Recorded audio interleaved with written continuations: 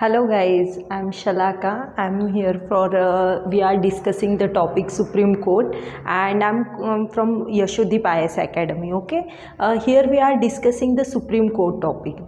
Okay तो ये जो टॉपिक है ये अभी बहुत न्यूज़ में चल रहा है। ठीक है, आपने अभी 2021 का पेपर देखा होगा, वहाँ पे जो पॉलिटी का सेशंस है, ठीक है, तो उसमें अगर आपने देखा होगा कि पॉलिटी के जो भी क्वेश्चंस आए हुए, ठीक है, उसके रिगार्डिंग ही हम कुछ तो आपकी एक स्ट्रैटर्जी बननी चाहिए, उसके रिगार्डिंग हम ये डिस्कशन स्टार्ट कर रहे हैं। ठीक है, तो ये अपना पहला वीडियो है रिगार्डिंग सुप्रीम कोर्ट। इसमें बेसिकली मैं आपको बता देती हूँ कि इसमें 3 पार्ट का अपना वीडियो आने वाला है। फर्स्ट पार्ट इज़ बेसिक्स, ठीक है, आपका बेसिक जो है वो क्लियर करेंगे regarding supreme court. Second part में हम पावर्स का डिस्ट्रीब्यूशन वगैरह डिस्कस करने वाले, एंड थर्ड पार्ट में हम बेसिकली जो आर्टिकल्स है वो जो पार्ट है वो डिस्कस करने वाले। बिफोर स्टार्टिंग सुप्रीम कोर्ट आपको कुछ चीज़ें हैं वो पता होनी बहुत ज़रूरी है। ठीक है, कि आप जब पॉलिटी पढ़ रहे हैं, ठीक है, तो जब पॉलिटी हम पढ़ रहे हैं तो उसमें 3 चीज़ें अपने को ध्यान में रखना बहुत ज़रूरी है बिफोर स्टार्टिंग पॉलिटी। ओके, ठीक है, यूपीएससी का पॉइंट ऑफ व्यू से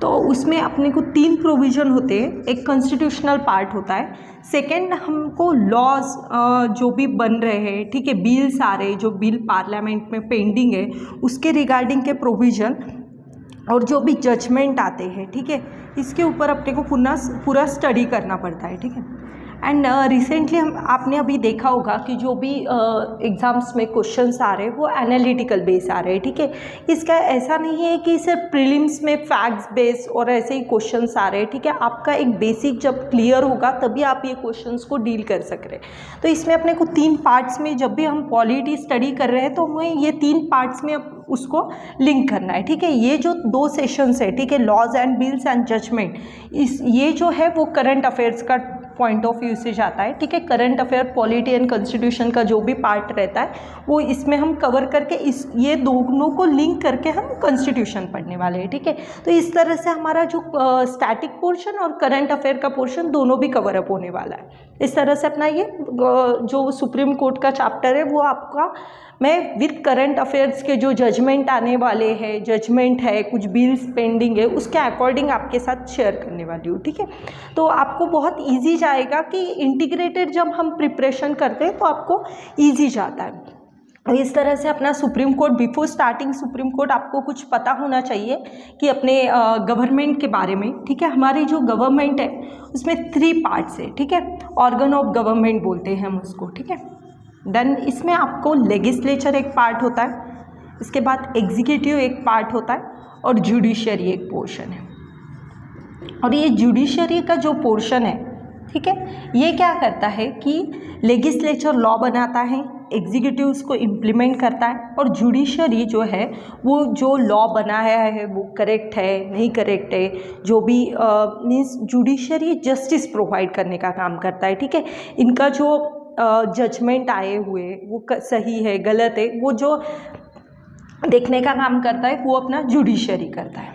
ठीक, इस तरह से अपना ये मैंने आपको बेसिक्स बता दिया सुप्रीम कोर्ट के बारे में। अभी सुप्रीम कोर्ट का जो आर्टिकल्स है वो आपको पता होगा कि 124 to 147 जो आर्टिकल्स है वो उसमें इंक्लूडेड है।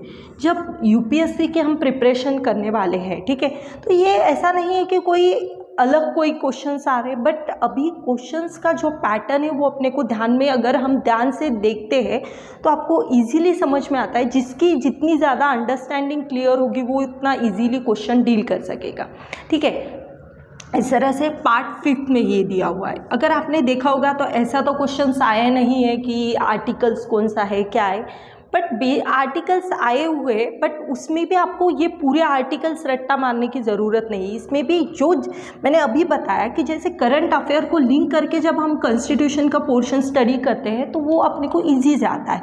लाइक कि अभी कोई मीन्स कॉन्स्टिट्यूशनल बेंच अभी न्यूज़ में है, ठीक है, कि कॉन्स्टिट्यूशनल बेंच का कोई जजमेंट आया हुआ है। कॉन्स्टिट्यूशनल बेंच क्या होती है बेसिकली बता देती हूँ कि कोई भी जजमेंट होता है, ठीक है, वो कॉन्स्टिट्यूशंस के रिगार्डिंग रहता है, तो उसके लिए एक बेंच बनाई जाती है, उसमें मिनिमम 5 मेंबर्स होना ज़रूरी है। ठीक है, तो इसके रिगार्डिंग कोई आर्टिकल में प्रोविज़न दिया हुआ है वही अपने को ध्यान में रखना है। ठीक है, अभी सुप्रीम प्रेसिडेंट अगर कुछ मांग रहे हैं, चीफ जस्टिस सुप्रीम कोर्ट से कोई एडवाइस मांग रहे हैं, तो वो एडवाइस के रिगार्डिंग कौन सा प्रोविज़न है वो आर्टिकल में दिया हुआ है, तो वो आर्टिकल 143 में दिया हुआ है, ठीक है।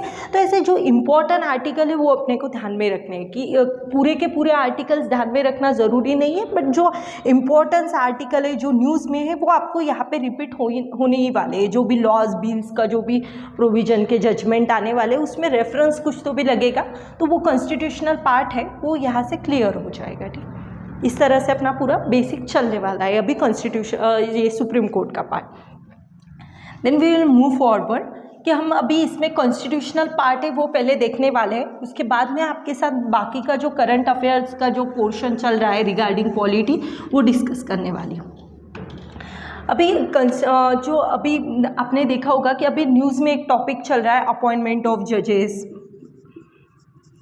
तो यही जो अपॉइंटमेंट ऑफ जजेस इसको हमको क्या करना है, लिंक करना है कॉन्स्टिट्यूशन पार्ट के साथ, ठीक है, कि इसकी हिस्ट्री जाननी है ये, क्योंकि डायरेक्टली अभी हमें ये तो क्वेश्चन नहीं आने वाला कि अभी चीफ जस्टिस ऑफ इंडिया कौन बने, जज कौन अपॉइंट हुआ, ये तो अपना काम की चीज़ नहीं है। बट ये जो पॉइंट है उसका स्टैटिक पोर्शन जो बेसिक है उसको जाके हमको स्टडी करना है। अभी सुप्रीम कोर्ट का मैंने बेसिकली आपको बता दिया, तो हम आज जो टॉपिक डिस्कस करने वाले वो अपॉइंटमेंट ऑफ जजेस का टॉपिक डिस्कस करने वाले। इसमें बेसिकली जो भी पार्ट आएगा वो मैं जो कॉन्स्टिट्यूशनल पार्ट है वो भी आपके साथ डिस्कस करने वाली हूँ, बट अभी मैं आज का जो सेशन लेने वाली हूँ वो अपॉइंटमेंट ऑफ जजेस के ऊपर लेने वाली हूँ बेसिकली, ठीक है। तो इसमें मैं आपको NGAC और कोलिजियम सिस्टम, ये अभी बहुत न्यूज़ में चल रहा है टॉपिक, ठीक है, तो इसके बारे में आपके साथ डिस्कस करने वाली हूँ।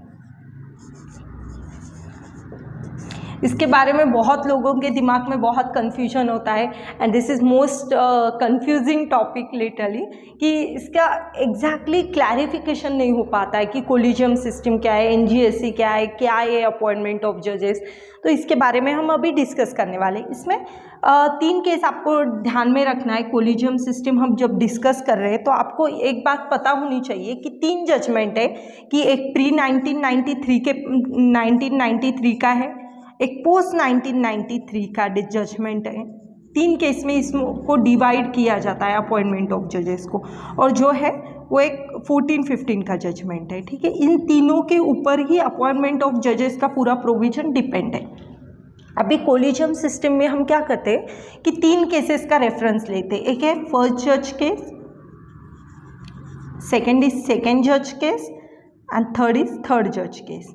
ये अपने को ऐसे सिम्बॉलिकली नहीं लिखना है, मैंने यहाँ पे लिखा हुआ है, इसको पूरा फर्स्ट जज केस FIRS ऐसा लिखना है, ठीक। इसमें एक 1982 का केस है, this is in 1993 and this is in 1998 and ये NGAC का जो प्रोविज़न आया हुआ है वो 14-15 जब अपना BJP गवर्नमेंट आई तब ये NGAC स्टार्ट हुआ है। अभी बेसिकली हमें ये जानना बहुत ज़रूरी है कि हमारा इंडिया में जो सिस्टम है कि हमारे फीचर्स ऑफ कॉन्स्टिट्यूशन में मेंशन है कि हमारी जुडिशियरी कैसे independent plus integrated judiciary. Independent and integrated judiciary means exactly what is independent and integrated judiciary.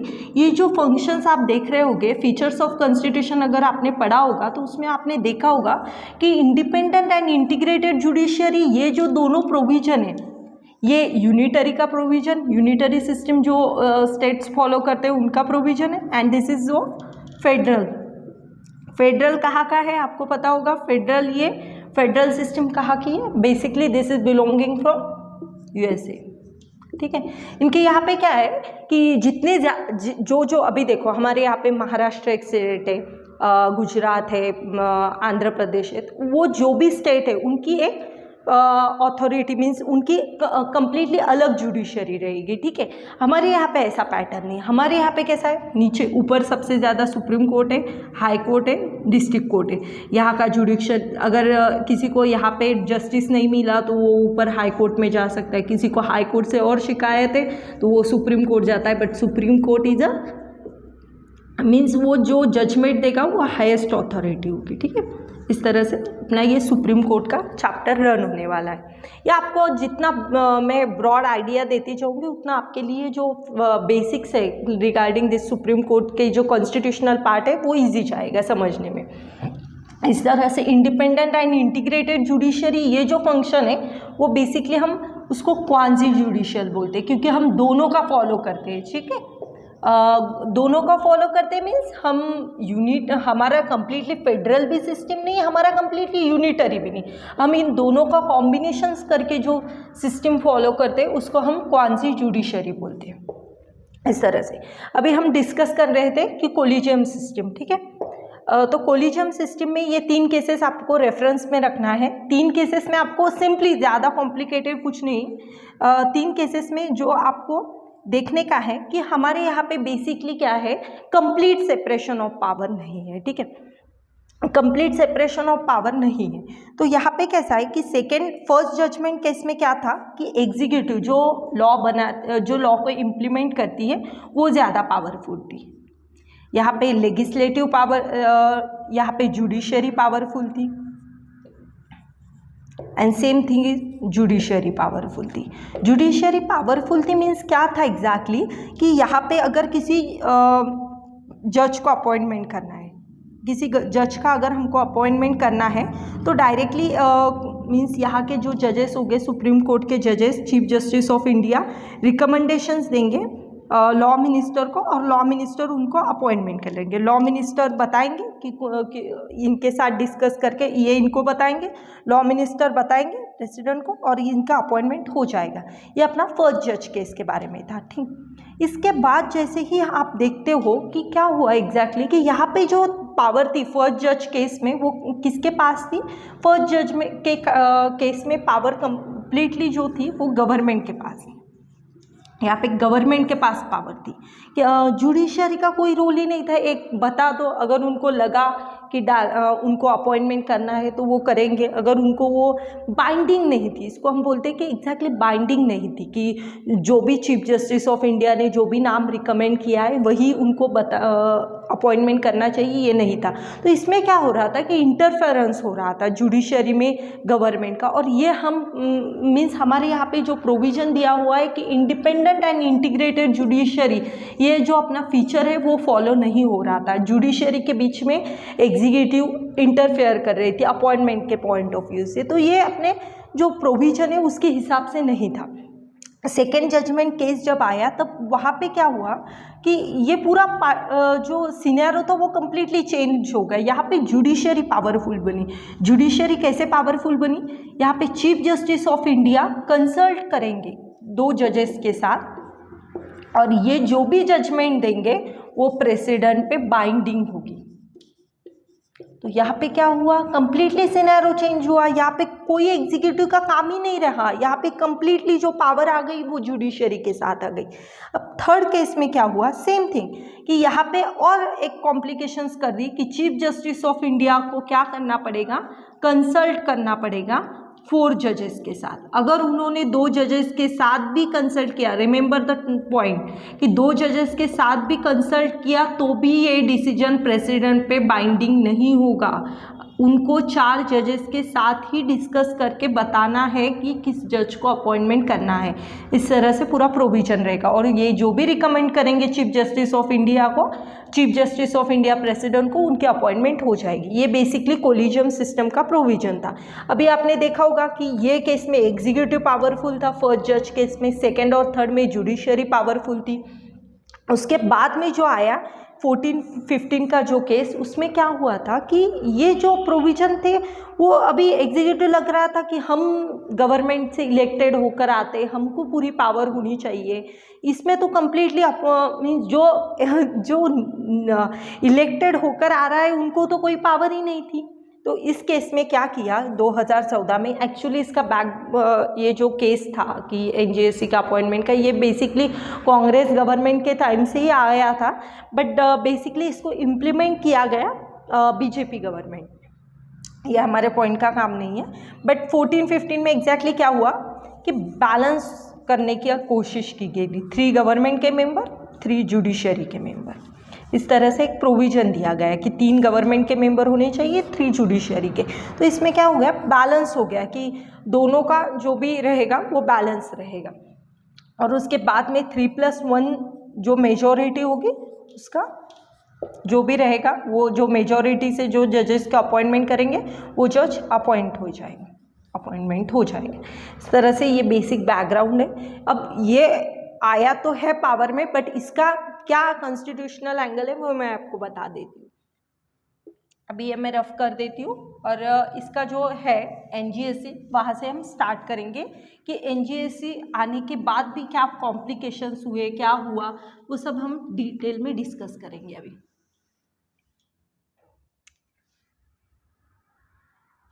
एनजीएससी की अपॉइंटमेंट हो गई, इसको हमको स्टोरी के फॉर्मेट में देखना है, जितना हम इतना उसको रट्टा नहीं कर सकते, जितना हम उसको स्टोरी के फॉर्मेट में देखेंगे उतना हमको वो क्लियर अंडरस्टैंडिंग हो जाएगी। इस तरह से रहेगा। तो एनजीएससी में क्या हुआ है अभी कि एनजीएससी में मैंने जैसे बता दिया 3 गवर्नमेंट के मेंबर होंगे, 3 जुडिशरी के मेंबर होंगे। तो इसमें अभी आपने देखा होगा कि बेसिक स्ट्रक्चर का एक प्रोविजन है।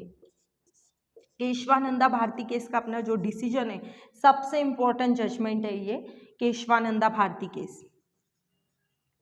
तो उसमें यहाँ पे उन्होंने दिया क्या है केशवानंदा भारती केस में, कि आप किसी भी चीज़ में चेंज कर सकते हो बट बेसिक स्ट्रक्चर में चेंज नहीं कर सकते हो। तो बेसिक स्ट्रक्चर बेसिकली क्या है कि बेसिक स्ट्रक्चर यानी ये भी डिसाइड करेगा, बेसिक स्ट्रक्चर क्या है ये भी कॉन्स्टिट्यूशन में मेंशन नहीं है कि बेसिक स्ट्रक्चर क्या है, ये भी डिसाइड करने की अथॉरिटी कंप्लीटली किसको दे दी, सुप्रीम कोर्ट को। कि मीन्स जजमेंट ही देखो कैसा है कि केशवानंदा भारती केस में यहाँ पे दिया हुआ है कि आप चेंज नहीं कर सकते बेसिक स्ट्रक्चर में, ये है, ठीक है। बट बेसिक स्ट्रक्चर क्या है वो भी हमको पता नहीं है। बेसिक स्ट्रक्चर बेसिकली वही है कि जो सुप्रीम कोर्ट बताएगा कि ये बेसिक स्ट्रक्चर है, उसमें आप चेंज नहीं कर सकते। ये पूरा बताया किसमें गया हुआ, इसमें बताया गया है, ठीक।